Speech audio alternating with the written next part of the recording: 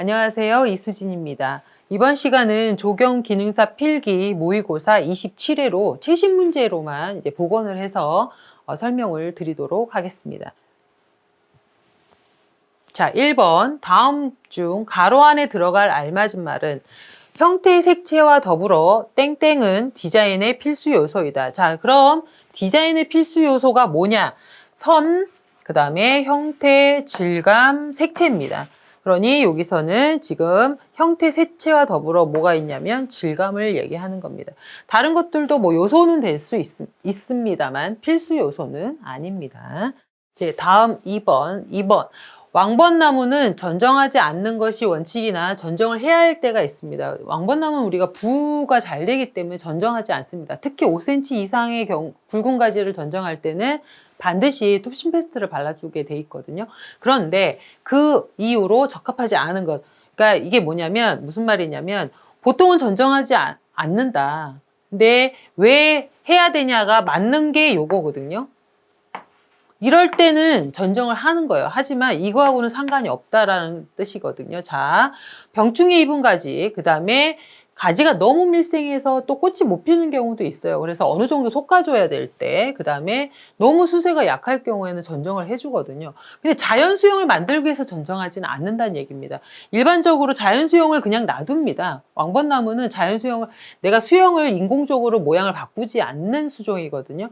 그러니까 이건 문제를 잘 읽어봐야지 되는 겁니다. 요거 답은 3번이 되겠습니다. 3번. 시멘트 발열을 줄이기 위한 시멘트의 종류가 아닌 것은, 자, 수화열을 줄인다라고 보는 겁니다. 시멘트 발열이라는 게 우리가 수화열이라고 하죠. 수화열을 적게 해주는 시멘트가 있습니다. 보통 중용열이나 그 다음에 고로슬래그, 플라이애쉬 시멘트들이 보면 수화열이 좀 적은 시멘트예요. 그래서 그것이 아닌 것은 한 게 요겁니다. 자, 조강 포틀랜드는 빨리 굳게 하는 거기 때문에 수화율이 높을 수밖에 없어요. 조강은 그거와 발열하고 상관이 없고 빨리 경도를 조기 강도가 높은 게 조강 포틀랜드거든요. 그러니까 답은 2번이 되겠습니다. 4번. 살충제 사용 시 특정 해충을 대상으로 약제를 계속 사용하면 감수성인 천적의 밀도가 감소하고, 그러니까 이게 뭐냐면 나는 A라는 벌레를 죽이려고 했는데 얘 때문에 천적인 B라는 애가 익충인데도 불구하고 얘 때문에 얘까지 같이 죽고 감소하게 되는 겁니다. 그래서 이 천적에 의해서 얘가 어느 정도는 방지가 됐었는데 얘는 죽고 얘는 갑자기 확 다 늘어나는 겁니다. 이런 거를 우리는 격발 현상이라고 하는데 이제 해충 얘기할 때 이런 문제들이 생깁니다. 그래서 문제가 이렇게 조금 난이도가 있게 나오기도 하니 이런 거는 그냥 한번 읽어보시면 될 것 같아요. 근데 이런 것 때문에 이걸 뭘 달달 외워야 된다는 차원이 아니라 병해충 공부를 하다 보면 이런 게 자연스럽게 나옵니다. 자, 특히 여기 일액현상 같은 경우에는 잎 끝에 이렇게 물이 이렇게 잎이 있으면 요 끝에 이렇게 물이 맺히는 현상인데요. 이거는 뿌리압에 의한 그 물이 상승해 갖고 끝에 이렇게 맺히는 거거든요. 그러니까 이거는 상식적으로만 여러분이 알고 계시면 되는 정도입니다. 외워라는 게 아니라 아, 이런 부분들이 있구나. 아, 이런 현상을 겹발 현상이라고 하는구나 정도만 이해하시면 될 것 같아요. 다음 문제. 옹벽에 대한 설명으로 잘못된 것은, 자, 옹벽을 우리가 만들면 보통 옹벽이라는 게 이제 토사를 방지하기 위해서 이렇게 만드는 게 옹벽이란 말이에요. 여기 이제 토사가 흙이 이렇게 있기 때문에 이렇게 옹벽을 만들 경우에 배수 구멍을 설치합니다. 왜 그러냐면 이게 여기 흙이 물이 추가가 되면 이 압력이 토압이 치갑이 굉장히 많이 발생하거든요. 그런데 이 물을 어느 정도 빼주는 배수 구멍이 있으면 좀 이게 안전하게 봅니다. 그래서 우리가 중간에 2, 3m 간격으로 배수 파이프를 설치를 해줘야 되거든요. 그래서 이 부분이 잘못됐다. 나머지 2, 3, 4번은 맞는 거니까 이럴 때는 문제를 2, 3, 4번을 한 번 더 읽어보시는 겁니다. 자, 다음 6번. 하하기법과 관련이 없는 내용. 하하기법 얘기는 문제는 제가 계속 나온다고 말씀드렸어요. 그래서 하하기법에 대한 내용 기법들, 하학 기법, 수법이 어떤 거냐, 그 다음에 찰스 브릿지맨이 했고 스토우 정원을 했다라는 거를 계속 기억하고 계시라고 했습니다. 자, 관련이 없는 것은, 자, 16세기 이탈리아 정원 양식에서 하학 기법을 볼 수 있는 게 아니죠. 하학 기법은 영국 18세기에 가서 영국 풍경식 정원에서 나타난 기법입니다. 그러니까 요거는 아니죠. 16세기 이탈리아 정원 양식에서 볼 수 있었던 건 르네상스 시대, 우리 노단식 빌라들 있죠? 그걸 지금 얘기하는 겁니다. 이게 아니죠. 자, 다음 문제. 7번. 오죽에 대한 설명으로 바른 것은, 오죽이 오자가 까마귀 오, 이제 검은 줄기의 대나무를 이야기합니다. 자, 바른 것은, 자, 요겁니다. 금방 말씀드렸듯 첫 해는 약간 녹색빛을 띠다가 점점 자흑색으로 변합니다. 그러니까 약간 진한 보라색, 검은색을 띠는 자색이라고 해야 되나요? 예, 자흑색으로 변하고요. 얘는 2에서 20m, 높이가 그렇고 지름은 5에서 8cm 정도로 크는 건데요. 그렇게 굵고 크지 않잖아요. 그래서 뭐 낚싯대 같은 것들로 사용됩니다. 그러니까 단단한 구조물도 아니고 이렇게 크게 자라지도 않고 상록감목이라고 얘기하기는 애매합니다. 화분과의 열화에서의 식물이라고 봅니다. 그렇게 읽어보시면 되겠습니다. 오중 문제가 한 번씩 나오더라고요. 자, 다음 문제. 8번. 철 구조물의 연결제에 해당하는 것이 아닌 것은 했습니다. 자, 철 구조물을 연결하는 건 긴결제, 연결제라고 하는데 볼트, 너트, 와셔, 못, 뭐 이런 것들 얘기하는 겁니다. 연결하는 거예요. 자, 이때 스페이서는 뭐냐면 우리 이제 콘크리트 철근을 하잖아요. 그러면 이렇게 생긴 철근이 이렇게 있는 거예요. 그러면 여기 지면이잖아요. 요만큼 띄어지죠. 그리고 여기 위에다가 콘크리트를 붓습니다. 왜냐면 철근이 중간에 살짝 떠야 돼요. 이게 한 3cm 정도 되는데 이렇게 떠야지 이제 힘을 받으니까. 안 그러면 바닥에 있으면 중앙에는 그 인장력이 너무 떨어지잖아요. 그래서 얘를 살짝 띄우는, 피복 두께를 유지하기 위한 받침 역할을 한다. 이렇게 생각하시면 됩니다. 그게 스페이서예요. 스페이서 문제가 나오기도 합니다. 그러니까 이게 어떤 내용인지 그 단어, 그것이 명칭하는 내용이 뭔지 같이 알아보시면 좋겠죠? 네, 답은 4번입니다. 9번 고산수식에 대한 설명으로 잘못된 것은, 답은 1번인데요. 우리가 고산수식 하면 제가 무고 해갖고 무로마치 시대로 기억하시라고 그랬어요. 이게 이제 14세기거든요. 자, 16세기는 다정식을 얘기합니다. 16세기는 다정식. 그래서 이제 시기를, 이거 조금 제가 이제 문제를 변형해서 내기는 했는데요. 나머지는 물과 나무를 최소화했고, 엉모래를 냇물로 표현했고, 대표적인 정원 대덕사 대선원과, 이게 이제 그 축산고산식에 관한 거고요. 그 외에 또 그 용안사 방장선원이라든지 이런 것도 있습니다. 일단 축산고산수식에서 평정고산수식으로 발전했고요. 이런 내용들 같이 기억하시기 바랍니다. 그러면 우리 고산수식 무로마치 14세기, 16세기 다정식 우리 다모 외웠잖아요. 모모야마. 그렇게 해서 16세기는 다정식 이렇게 같이 기억하시면 좋을 것 같습니다. 답은 그래서 1번 되겠습니다. 다음 10번. 목재 방부제가 아닌 것은, 전에 펜타클로로페놀 PCP라고 그래가지고 무색의 유용성 방부제라고 제가 아마 설명 한번 드린 적 있을 겁니다. 그 다음에 두 번째 크레오소트는 갈색의 우리 유용성 방부제죠. 우리 그 지주목에 많이 사용되는 겁니다. 그리고 의외로 에폭시도 이런데 희석해가지고 막 목재 방부 효과를 내기 위해서 사용하기도 합니다. 자, 그럼 그 외에 뭐가 있냐면, 자, 다음 보실게요. 그 외에 이렇게 ACC, CCB, 여기 보시면 크레오소트도 있고요. 다 있죠. 이런 것들이 있는데 CCC라는 거는 여기 지금 보면은 없죠. 자, 그래 요게 이제 그 목재 방부제 표거든요. 도표거든요. 여기에 나오지 않은 거다. 그래서 답은 CCC다. 그래서 그 전에 아마 ACC나 뭐 CCB, 이런 것들은 아마 문제로 만나보신 적이 있을 겁니다. 그래서 답은 4번 CCC가 되겠습니다. 다음 11번.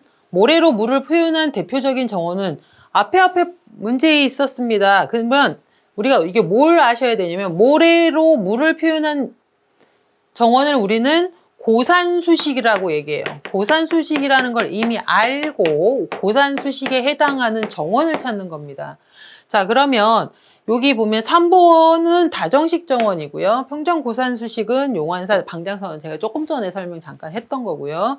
동삼조전은 침전식, 희비야공원은 일본 최초의 서양식 공원이라고 보시면 되겠습니다. 답은 그래서 2번이 되죠. 네. 자, 다음 12번. 조선시대 민간정원에 대한 설명이 아닌 것은 민간정원에 대한 설명이지. 민간정원에는 소세원, 서석지, 부용원 등이 있다. 자, 민간정원에는 주택정원, 별서정원들이 다 포함된 게 민간정원입니다. 왜? 궁궐정원을 왜 다 민간정원으로 묶었으니까요. 그래서 우리가 이거를 별서정원이 민간정원이 아닌가가 아니고요. 여기 보시면 민간정원은 주택정원, 별서정원, 이런 것들이 다 포함된다. 단, 별서정원은 이제 운둔을 목적으로 했다라는 그 차이인 거예요. 그래서 민간정에 다 포함됩니다.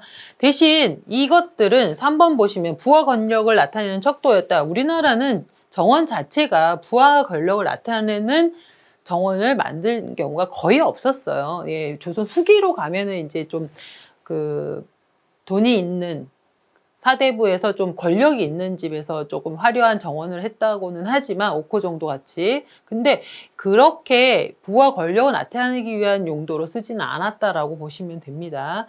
그 나머지 1, 2, 4번은 맞는 설명이니까 다시 한번 읽어보시기 바랍니다.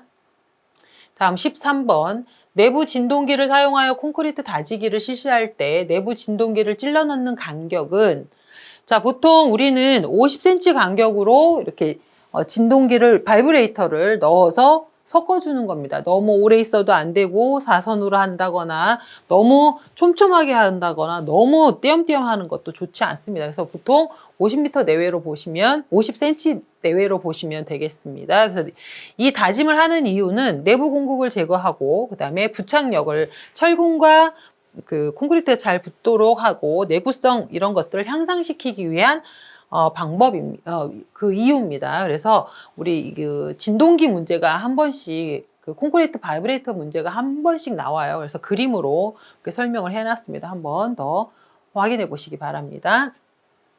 자, 다음 14번. 건설용 재료의 특징 설명으로 틀린 것은, 건설용 재료에 대한 설명입니다. 미장 재료는 뭐 외벽을 아름답게 하는 거, 플라스틱은 다 합성수지인 거 다 아시죠? 자, 그다음에 도장 재료는 밖에를 뭐 이렇게 칠해주는 걸 얘기하는 겁니다. 미간을 높이고 광택을 내는 거고. 자, 여기 3번 보시면 역청은 석유정지에서 나오는 잔류밀이에요. 여기서 말하는 환경조형물의 안내판 등 널리용 입체적인 벽면 구성, 바닥 포장 재료도 사용하고 FRP 같은 걸 지금 설명을 하는 것 같아요. 플라스틱이나 합성수지나 이런 걸 얘기하는 것 같습니다. 일단 설명은 틀린 것은 답은 3번이 되겠습니다. 자, 다음 15번. 조경공사의 돌쌓기용 암석을 운반하기 가장 적합한 재료는, 자, 조경공사할 때 우리가 석공할 때 그 큰 돌을 이렇게 운반하죠. 운반할 때 사용하는 뭔가 이제 재료들이, 운반할 때 사용하는 걸 뭘로 이용하느냐 그걸 물어본 겁니다. 사실 철근은 그렇게 딱딱하고 길어서 강도가 있잖아요. 이걸로 뭘 옮기기는 못하죠. 간혹 철근을 이렇게 구부려서 앙카핀으로 사용하기는 합니다만 이게 엄청 단단하기 때문에 이걸 돌을 들기는 불편하죠. 쇠파이프도 마찬가지입니다. 쇠파이프는 보통 건물의 골조, 이렇게 우리 비계, 아시바라고 하는 거 있죠? 그 골조 이제 겉에 할 때 얘기하는 거고, 철망은 우리 와이어메쉬라고, 용접 철망이라 그래서 콘크리트 타설할 때 철근보다, 그러니까 철근은 하중을 높이기, 인장 강도를 높이기 위한 건데 그거보다 조금 약간 작은 하중일 때 와이어메쉬를 사용하거든요. 그 얘기고, 와이어 로프는 철선 여러 개를 이렇게 꽈서 만든 끈 같은 걸 말합니다. 이건 잘 휘기 때문에 얘를 잘 묶어서 운반할 수 있죠. 그래서 와이어 로프가 이 중에서 가장 적당하다. 자, 다음 16번. 방부 또는 방충을 목적으로 하는 방법으로 가장 부적합한 것은, 자, 방부 또는 방충을 하는 목적으로 하는 방법입니다. 그러니까 일단 방부 방법을 지금 물어본 거예요. 방부 방법. 우리 일반적으로 나무 목재의 방부 방법은 표면 탄화법이라든지 뭐 약을 도포하거나 칠하거나 주입하거나 뭐 상압으로 하건 가압으로 하건 이런 방법들이 있죠. 혹은 그 약에다 아예 담가 놓는 침지법 같은 것들이 있습니다. 마모 저항법은 아니죠. 그 보통 마모 저항법은 골재 마모가 얼마나 잘 되느냐 그걸 테스트할 때 사용하는 겁니다. 그 법은. 자, 다음은 그러니까 4번이 되겠죠. 17번. 색채와 자연 환경에 대한 설명으로 옳지 않은 것은 자, 여기 풍토색에 혹은 지역색에 관한 설명입니다. 이제 설명이 좀 긴데요. 쭉 읽어보시고 틀린 것은 4번입니다. 자, 풍토색이라는 게 환경적, 지역적 특색을 나타나는 건데 이런 것들은 원래 있었던 게 아니잖아요. 새로 생긴 거잖아요. 그러니까 이거를 풍토색이라고 얘기할 수는 없습니다. 그런 건 좀 애매한 부분이에요. 그래서 지역적 특색이 뚜렷하지 않다라고 보는 거죠. 그런데 뭐 요즘에는 그 지역 가면 뭐 새로운 부분을 얘기하는 게 아니라 정통적인 걸 지금 질문하고 있는 거거든요. 그러니까 이거는 이 중에서 가장 적합하지 않다라고 보면 되겠습니다. 답은 4번입니다. 18번. 대형 건물의 외벽 도색을 위한 색채 기획을 할 때 사용하는 컬러 샘플은 보통 컬러 샘플이 이렇게 길쭉하게 돼서 뭐 색첩이라고 하죠. 이렇게 해가지고 쫙 펼쳐서 색첩을 보여주죠. 그러면 색깔을 보고 하는데 이걸 체킹을 내가 이걸 했어요. 이걸 해가지고 벽을 칠했더니 내가 생각한 거하고 달라요. 예, 면적 효과입니다. 이거는 면적이 크면 밝아 보입니다. 자, 무슨 말이냐면 내가 생각할 때는 이렇게 진했는데 얘가 펼쳐지니까 얘보다는 덜 진한 거예요. 예. 그래서 실제 색보다 명도를 얘가 내가 원하는 색을 하려면 자, 얘가 플러스 5라고 봅시다. 내가 원하는 이 색깔이 내가 눈으로 봤을 때. 근데 칠해지는 거는 3이라는 거예요. 플러스 3이라는 거예요. 그러니까 더 연하게 보인단 말이에요. 이게 더 진하게 보이고.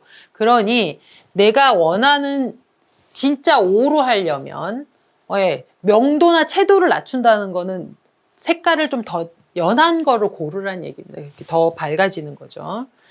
그래서 여기 보시면 면적이 작으면 더 어두워 보이고 면적이 크면 밝아 보이는 걸 우리가 면적 대비 면적 효과라고 얘기하는 겁니다. 그래서 이런 색의 현상을 우리는 면적 효과 혹은 뭐 대비로 얘기하면 면적 대비라고 얘기합니다.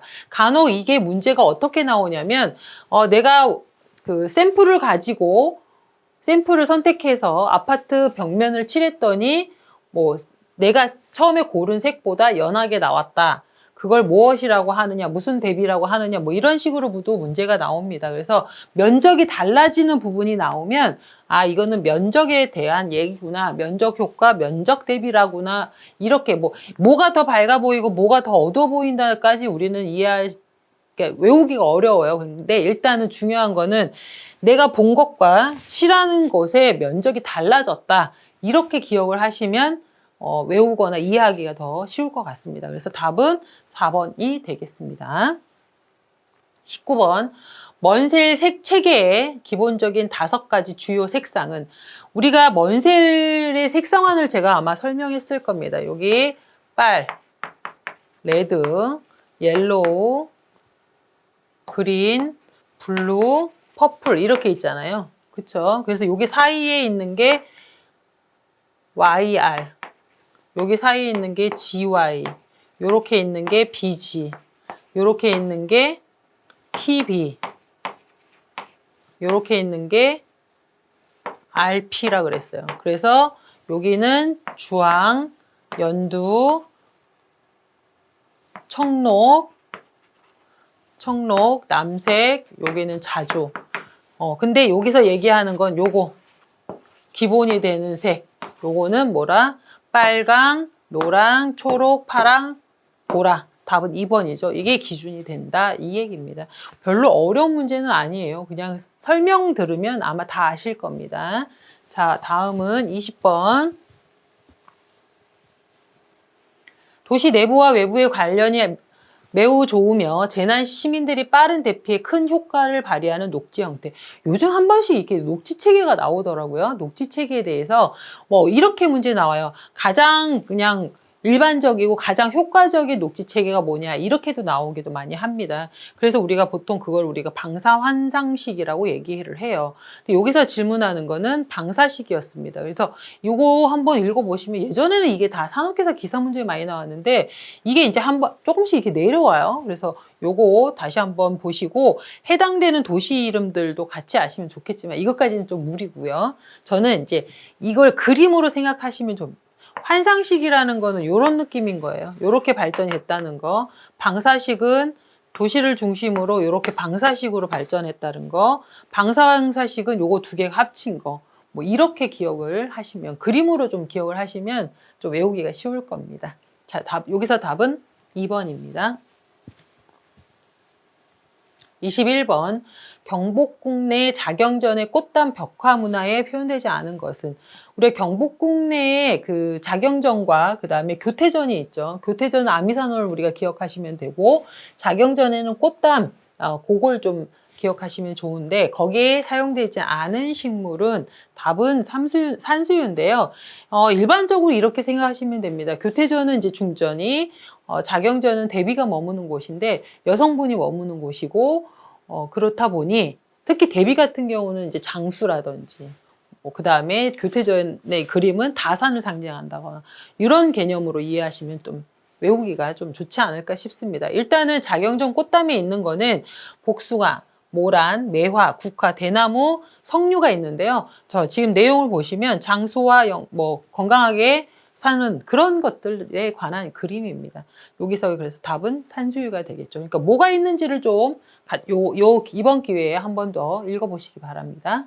다음 22번. 현장 답사 등과 같은 높은 정확도를 요하지 않는 경우 간단히 거리를 측정하는 약 측정 방법에 해당하지 않는 것은 우리가 뭐 굉장히 정확하게 하지 않고 대략 어느 정도 될 것 같다라고 하는 거를 우리는 간략 거리 측정 방법이라고 얘기하는데 보통 눈으로 어림짐작하거나 보축 걸어서 몇 발짝 된다거나 아니면 두 건물 대상을 이렇게 두 개 사이에 여기서 여기까지 뭐 이런 정도 그 다음에 소리를 이용해서 재는 방법 등이 있는데 이런 것들을 우리는 간략 거리 측정 방법이라고 합니다. 그러니까 아닌 것은 줄자 측정이 되겠죠. 줄자 측정은 직접 거리 측정 정밀하게 할 때 제대로 확실하게 그러니까 거리를 잴 때 하는 거기 때문에 답은 그러니까 4번이 되겠습니다. 다음 23번. 콘크리트 공사에 있어 거푸집에 작용하는 치갑의 증가 요인이 아는 것은 치갑 문제가 많이 나옵니다. 자, 이렇게 거푸집이 이렇게 돼 있고 콘크리트를 붓죠. 자, 얘가 많아지면 양쪽으로 미는 치갑이 발생합니다. 그 증가 원인입니다. 자, 증가 요인은 타설 높이가 높으면 이게 많아지니까 양쪽으로 미는 힘이 더 많아지겠죠. 그러니까 양이 많으면입니다. 이게 타설 높이가 높다는 거는 타설 양이 많으면입니다. 양이 많으면. 그 다음에 타설 속도 빨리 부으면 그 다음에 슬럼프 값이 크면 슬럼프 값이 큰 게 뭐죠? 진 거죠.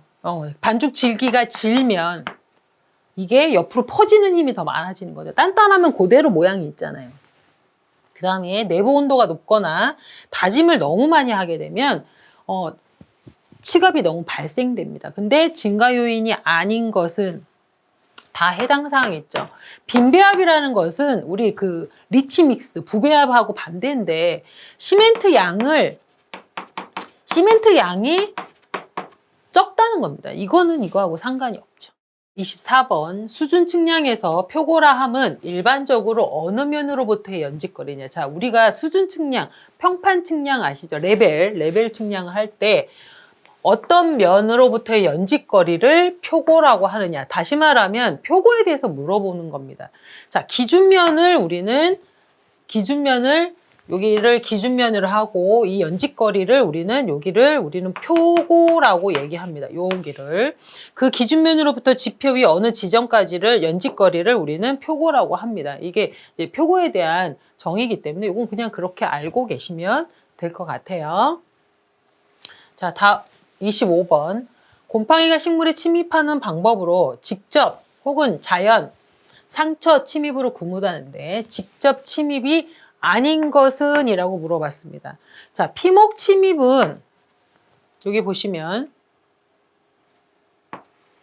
자연개구 침입입니다. 자, 자연개구라는 게 뭐냐면 자연적으로 그냥 숨구멍이 있다는 겁니다. 예를 들어서 기공. 이 기공은 잎 뒷면에 숨 쉬는 구멍을 기공이라고 하죠. 잎에 있는 거. 피목은 뭐냐면 나무에 보면 이렇게 선이 이렇게 중간중간 나 있거나 어떤 거는 이런 모양으로 돼 있는 게 있습니다. 요런 거를 우리는 피목이라고 해요. 그 다음에 입자루나 이런데 밀선이나 수공 이런 것들도 다 우리는 그냥 숨 쉬는 구멍, 우리 사람으로 얘기하면 콧구멍, 입, 자연계구부잖아요. 그쵸? 이런 거를 우리는 여기서 직접 침입이 아닌 것은? 하고 물어봤으니까 직접 침입은 병원체가 직접 뚫고 들어가는 겁니다. 그거를 직접 침입이라고 해요. 이렇게 병충해 문제가 약간 수준이 조금 높게 나오기도 합니다. 자, 다음은 26번. 속효성 비료에 대한 설명으로 틀린 것은? 속효성이라는 게 뭐냐면 무기질 비료가 대부분 속효성입니다. 화학비료 같은 거 있죠. 그래서 속효성 비료는 여름 이후에는 시비하지 않고요. 봄 이후, 여름 막 그럴 때 그때만 사용하는 겁니다. 그래서 늑갈에서 이른 봄에 준다는 것은 유기질 비료, 우리 지효성 있죠? 지효성 비료에 해당하는 겁니다. 그러니까 속효성 비료는 여름 이후에, 특히 7월 이후에 질소질 비료는 특히 질소질 비료는 절대 주지 않습니다. 왜 그러냐면 질소질 비료를 주면 생장에 도움이 되는 게 질소잖아요. 그러면 여름 이후에 질소질, 안 그래도 여름이 잘 자라는데 얘까지 줘버리면 너무 웃자라가지고 겨울에 그 추위 때문에 문제가 생기는, 혹은 병충해 때문에 문제가 생기는 일들이 발생해요. 그래서 내한성을 좋게 하기 위해서는 질소질 비료를 줄이고 혹은 주지 말고 칼륨질 비료로 바꿔라라든지 그런데 어쨌든 가을에서 이른 봄에는 주지 않습니다.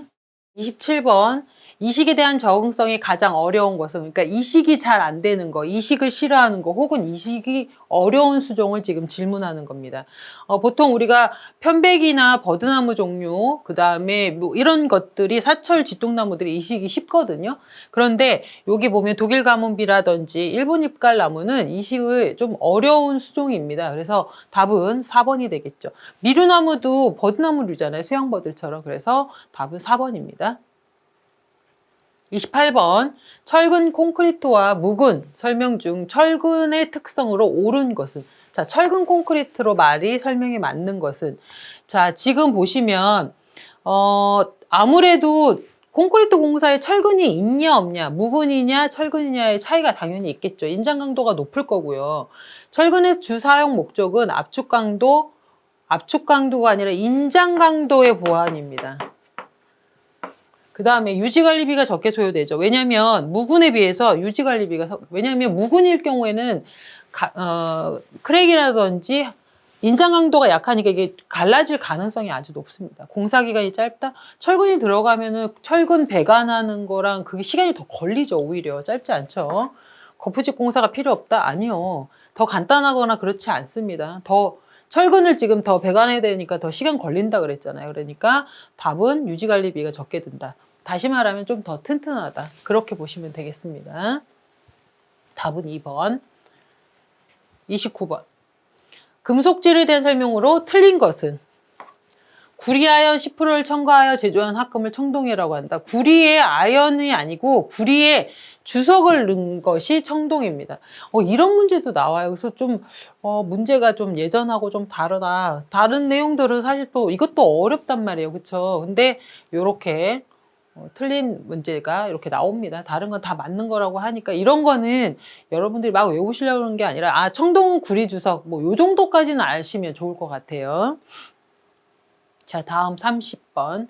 레미컨 구격을 이제 전에 아마 그 콘크리트 설명할 때 얘기를 아마 설명을 해드렸을 건데요.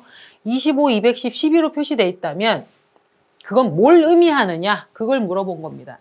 자, 첫 번째 써 있는 25는 골재의 최대 치수, 그러니까 골재 크기, 자갈 크기를, 지름을 얘기하는 겁니다. 그 다음에 210이라고 되어 있는 거는 압축 강도를 설명하는 거고요. 그러니까 세 번째 12로 설명되는 것은 슬럼프 값을 얘기하는 겁니다. 일반적으로 뭐 5에서 12 사이 거를 슬럼프 값을 제일 많이 쓴다고 보거든요. 그래서 여기 보시면 25mm의 골재를 강도 21의 슬럼프 값이 12cm인 것을 우리는 이렇게 표기하기도 한다. 그렇게 알고 계시면 좋습니다. 답은 3번이 되겠죠. 다음 31번.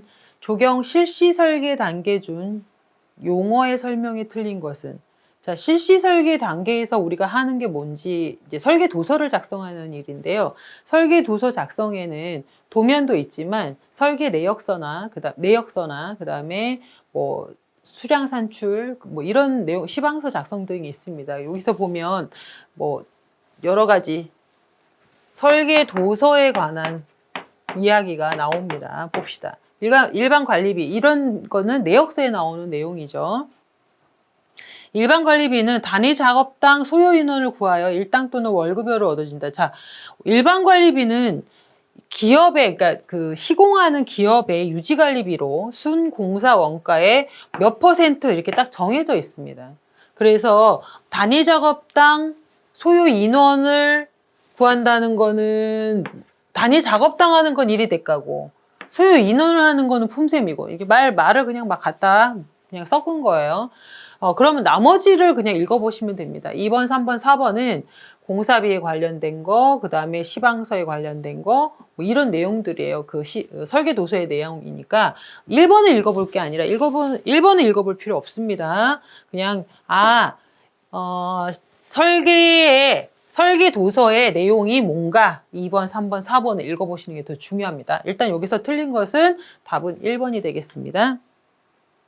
32번. 채도 대비. 자, 채도 대비, 면적 대비, 뭐, 연변 대비, 뭐, 여러 가지 대비들이 많습니다. 여기 채도 대비에 관한 설명이고요.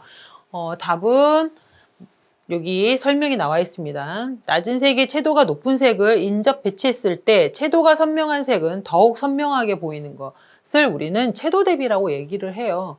그래서 답은 잘못된 거 3번입니다. 채도 대비는 무채색에서는 나타나지 않죠. 금방 제가 색깔이 밝고 선명하고 뭐 이런 걸 얘기하는 거기 때문에 빨간색과 뭐 주황색이 놔뒀을 때 빨간색이 채도가 높잖아요. 그러니까 빨간색이 더 선명해 보이는 겁니다. 이런 걸 얘기하는 거라서 무채색에서는 상관이 없는 내용이죠.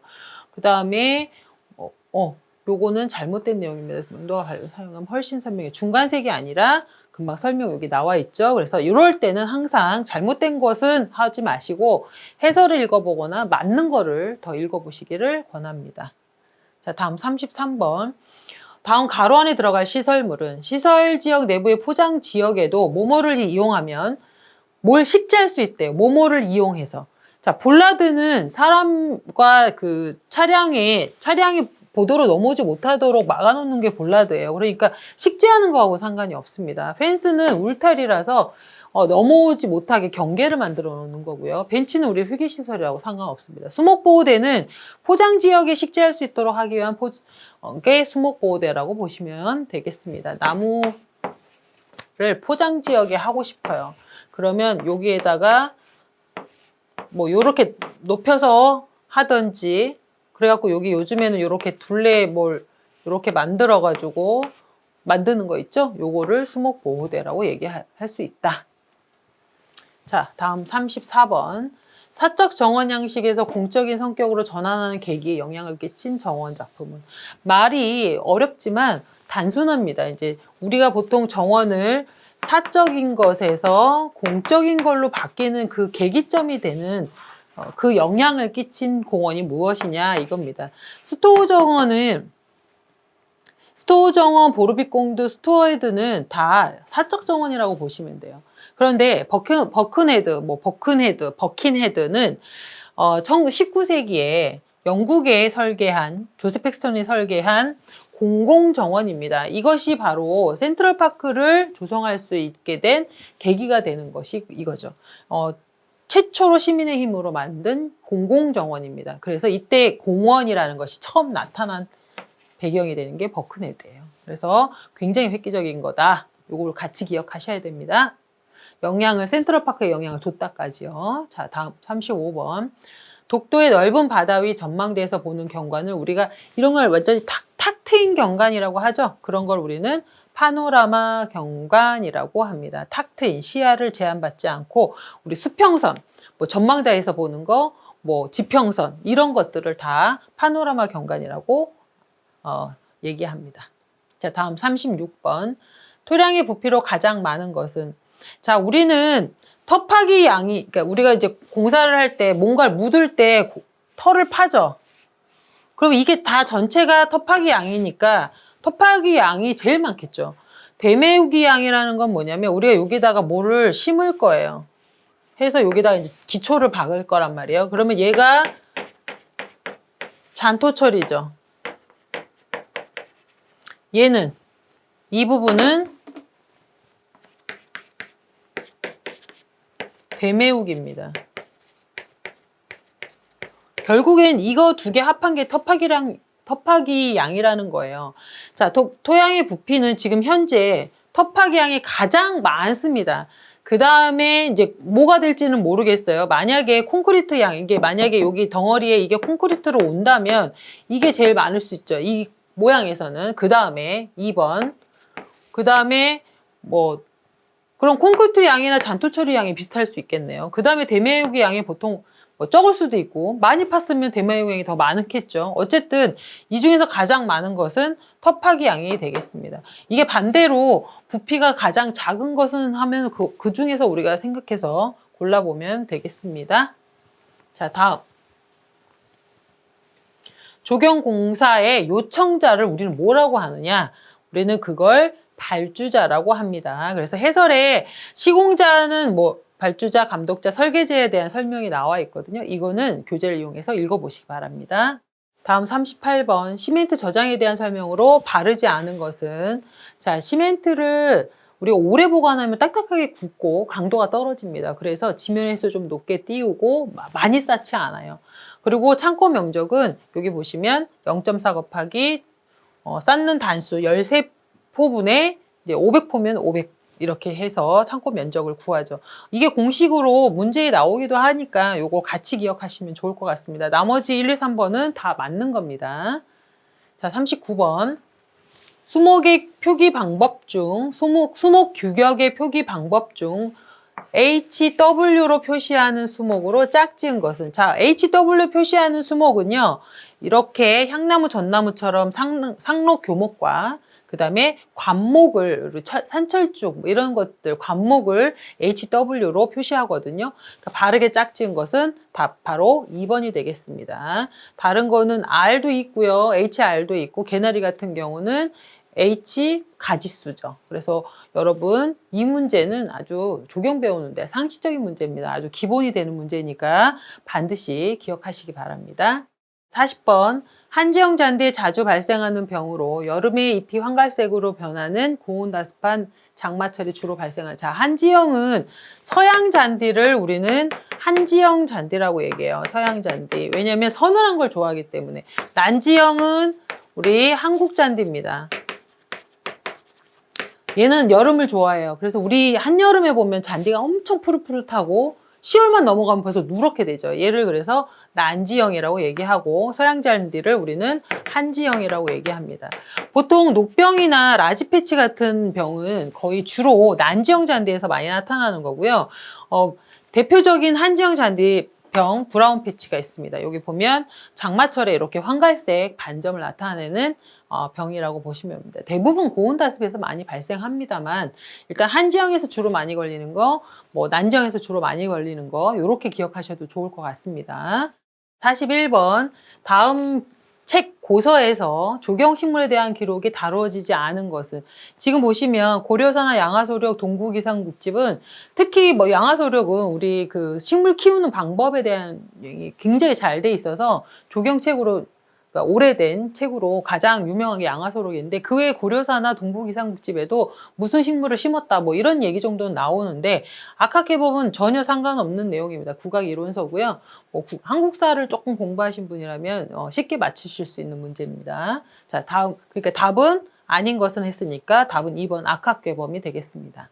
42번 오방색 중 황의 오행과 방위로 바르게 짝지어진 것은 황은 토죠.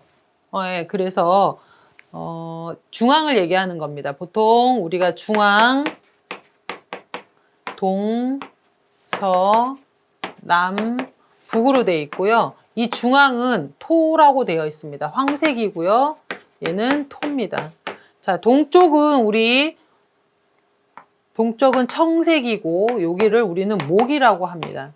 그리고 서는 우리 서쪽 흰색이고요. 그 다음에 우리는 이거를 금이라고 합니다. 금. 우리 그 월화수목금 할 때 금.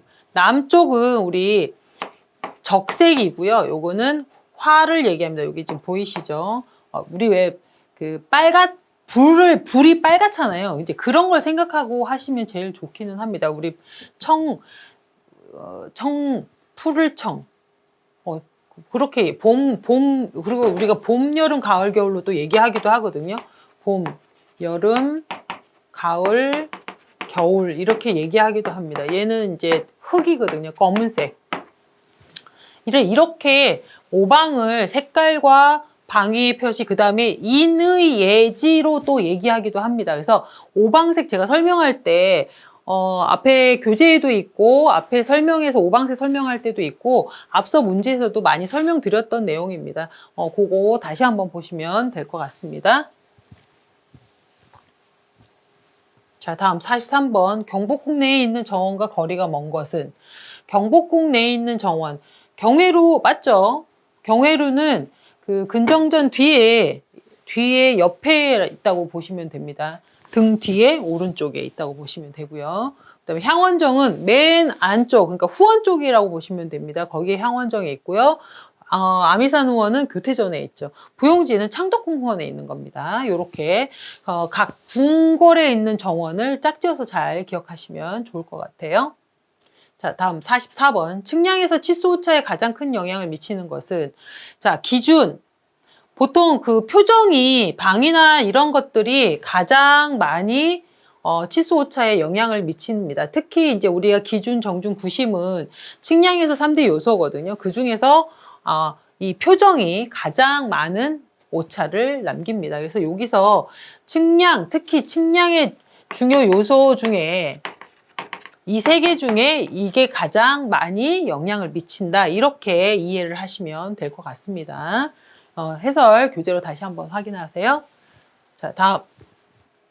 농약 살포하기에 좋은 날은 우리가 보통 너무 뜨겁거나 대낮에는 하지 않습니다. 그다음에 바람이 불어도 하지 않고요. 그래서 맑고 서늘한 날 하는 것이 제일 좋습니다.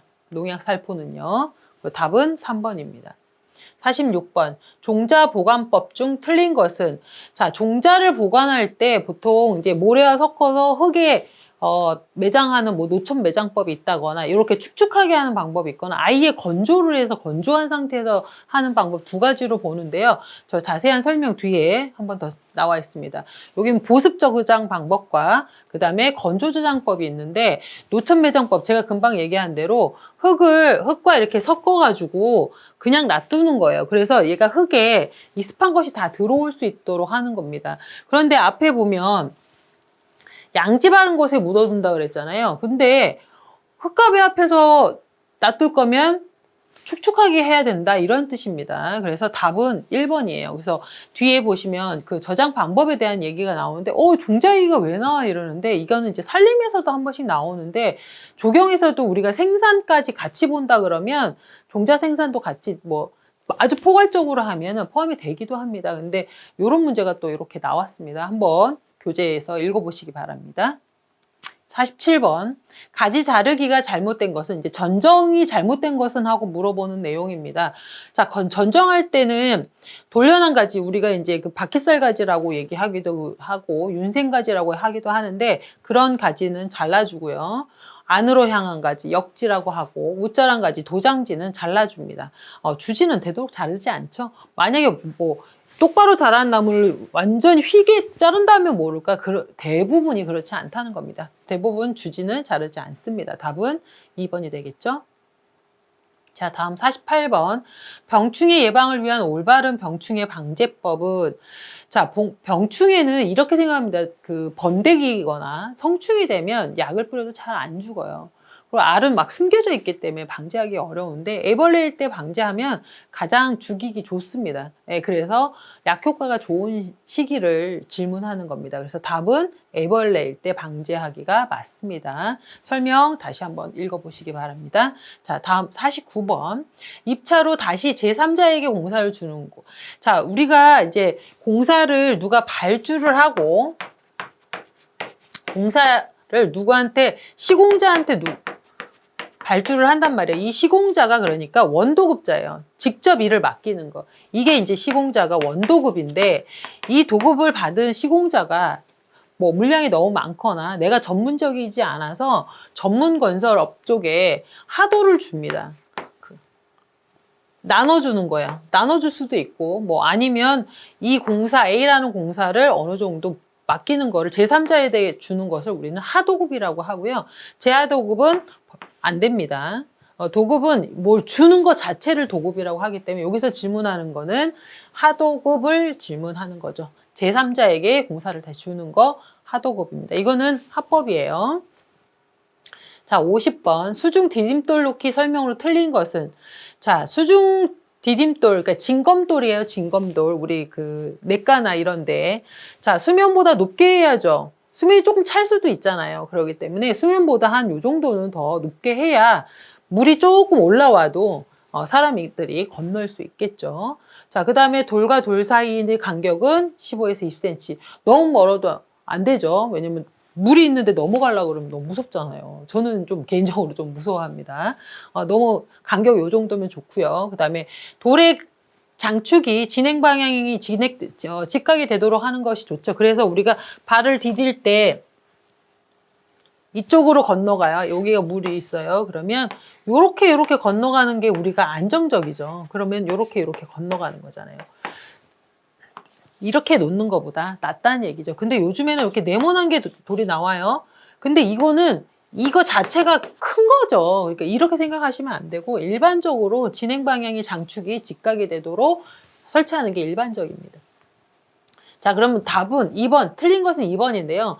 지반이 약한 곳에는 가벼운 돌을 놓으면 안 되죠. 오히려 더 눌러주는 돌을 사용해야겠죠. 설명 이렇게 되어 있습니다. 자, 다음. 살수기 배치 간격은 살수 지름의 몇 %? 살수기를 여기 하면 물을 이렇게 한단 말이에요. 스프링클러예요. 자, 그러면 살수기 배치 간격은 무슨 말이냐면 배치를 하는데 여기서 여기까지가 1m라고 봅시다. 그러면 얘가 이렇게 겹쳐지는 부분이 있잖아요. 그쵸? 그러면 여기에서 여기는 몇 %? 살수 지름의 60에서 65%. 그러니까 겹쳐지게 만들어라는 의미로 이해를 하시면 제일 좋습니다. 보통 삼각형으로 많이 하는데 이렇게 하면 이렇게 겹쳐져서 마른 부분이 생기지 않습니다. 바람이 없을 경우를 얘기하는 거예요. 바람이 있으면 더 가까워야겠죠. 보통 일반적으로는 그렇습니다. 살수율은 70%로 하고 살수기 간격은 87%로 합니다. 이건 열의 간격입니다. 근데 사실 이것도 산업기사 기사 문제에서 나오는 건데 요즘에 또 갑자기 이렇게 한 번씩 나옵니다. 실제 나왔던 문제 학생들이 시험 보고 나와서 살수기 배치 간격까지는 제가 가르치지도 않았었는데 요즘 나오네요. 그래서 이렇게 문제로 만들어 봤습니다. 자, 다음 52번. 제도에서 T자와 삼각자. 자, T자는 요즘 거의 T자 사용 안 하죠. 20년 전에나 이제 T자를 사용했고 요즘은 거의 제도판을 사용하는데 제도판이 이렇게 있으면 여기다 대고 요게 이제 이렇게 돼 있었죠. T자를 대고 여기다 삼각자를 대죠. 자, T자는 수평을 삼각자는 수직을 긋는데 사용했습니다. 알맞은 것은 답은 2번이 되겠죠. 네, 요렇게 별 내용 아닙니다. 어려운 건 아닌데 뭐 이런 식으로 또 나왔다고 합니다. 자, 다음 53번. 약재 95% 100cc를 0.05%로 만드는데 필요한 물량. 자, 물량 구하는 거는 원액 용량 100cc죠. 곱하기 희석하려는 농도가 0.05고요. 원액의 농도는 95%입니다. 그쵸? 근데 여기에 비중이 있기 때문에 빼기 1을 해서 이렇게 하십니다. 그 다음에 비중을 곱해 주셔야 되는데 여기 비중이 안 나왔다. 그럼 그냥 1로 하시면 되고 여기 1이라고 했으니까 또 1을 곱해 주겠죠. 근데 이건 있으나 마나 하는 얘기입니다. 자, 이렇게 계산을 하면 18,900cc가 돼요. 이거 이제 cc로 만든 거니까 리터로 하면 18.9리터가 됩니다. 그러니까 뭐 약 19리터라고 보는 거죠. 이제 계산식은 정확하게 하지 않으면 틀립니다. 그러니까 이 물량 구하는 거 혹은 양량 구하는 공식 외우셔서 틀리지 않도록 하십니다. 답은 3번. 다음 54번. 우리가 이제 쌓기 할 때 각도가 좀 어느 정도 중요한데요. 무너짐 쌓기 할 때 각도로 적당한 것은, 자, 무너짐 쌓기는 요렇게 돼서 낮은 단, 한 2단, 3단 정도로 쌓는 경우를 얘기하는데요. 일반적으로 요 각도가 완만할 때 이 무너짐 쌓기를 하거든요. 그래서 만약에 뭐 메쌓기를 한다거나 혹은 찰쌓기를 할 경우에는 이렇게 합니다. 그리고 1대1 이하일 때 이제 우리가 돌붙임이라든지 이런 비탈면 공법들의 그 쌓기를 하는데, 무너짐 쌓기의 경우는 조금 더 완만한, 이게 정확히 1대1.5이지는 않지만 이 중에서 이거는 너무 경사가 가파르단 말이에요. 그래서 완만하게 쌓는다는 거를 포인트로 주고 이제 답을 4번으로 했습니다. 그래서 여러분은 이해를 어떻게 하시냐면, 문제를 저희가 똑같이 복원할 수는 없어요. 그러니까 어떻게 이해를 하시면 되냐면, 메쌓기나 마름돌 쌓기에서, 마름돌은 우리가 자연석이긴 하나 모양을 딱딱 자른 거죠. 그런 돌은 이렇게 경사가 가파르게 1대1까지 가능하나, 우리가 무너짐 쌓기의 경우는 좀 완만한 데 쌓아야 된다라는 개념으로 이 문제를 이해해 주셨으면 좋겠습니다. 자, 다음 55번. 유네스코 세계문화유산에 등재되지 않은 것은, 자, 문화유산으로 등재된 곳이 자, 쭉 나와 있습니다. 전에 문제에 한번 나온 적이 있어요. 그래서 뭐 이런 역사지구나 고인돌, 종묘 이런 것들이 있고요. 독립문은 아직 아닙니다. 요렇게 내용 한번 봐주시면 되겠습니다. 답은 4번이죠. 56번. 대규모 공원의 전면 배수 시설로 적합한 배수 설계. 자, 우리가 배수 설계를 할 때, 이게 유공관을 묻었을 때 위에서 내려다 본 모양이 뭐 요런 식이냐,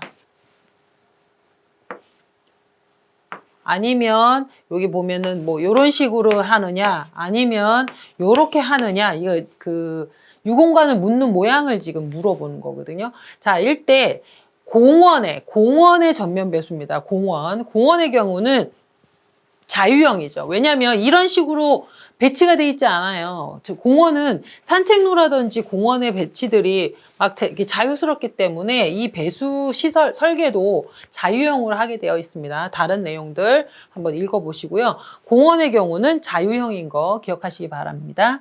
자, 다음 57번. 화강석 크기가 20cm, 20cm, 60cm일 때 중량은, 자, 이때 단위 비중은 2.6입니다. 자, 크기가 20cm, 20cm, 크기가 이렇게 생긴 거예요.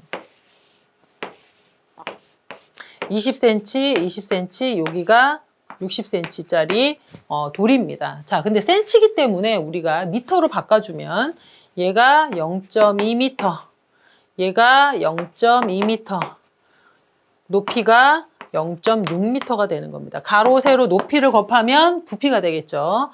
자, 그런데 우리가 중량을 구할 때는 최적 곱하기 비중이에요. 그러니까 이 부피를 구한 다음에 거기에다가 다시 비중을 곱해주는 겁니다. 그래서 0.2 곱하기 0.2 곱하기 0.6 거기에 2.6을 곱해주는데, 이때 이거를 2600으로 바꿔서 곱해줘야 돼요. 왜냐면 비중 2.6이라는 거는 센치당 2.6g의 비중이라는 뜻이거든요. 그래서 이거를 다시 킬로그램으로 바꿔서 하면 0.024 곱하기 2600 하면 62.4, 약 62kg의 무게입니다. 실제 무게가 그렇다는 얘기입니다. 여러분 생각해보세요. 돌 있잖아요. 요만한 거 들으려고 생각해봐요. 쌀 한 포대보다 무겁습니다. 그러니까 비중이 이만큼 되기 때문에 그래요. 그래서 계산하는 방법은 중량은 최적 곱하기 비중이다. 그렇게 기억하시면 되겠습니다. 자, 다음 58번. 덩굴식물이 아닌 것은?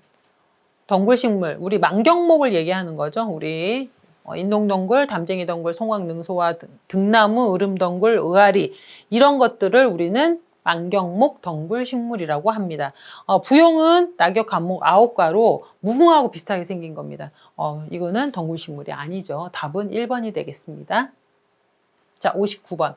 가는 실선의 용도는, 우리 가는 실선의 경우는 인출선으로 많이 사용합니다. 보조선, 치수 보조선 이런 걸로 사용하는 게 가는 실선이고요.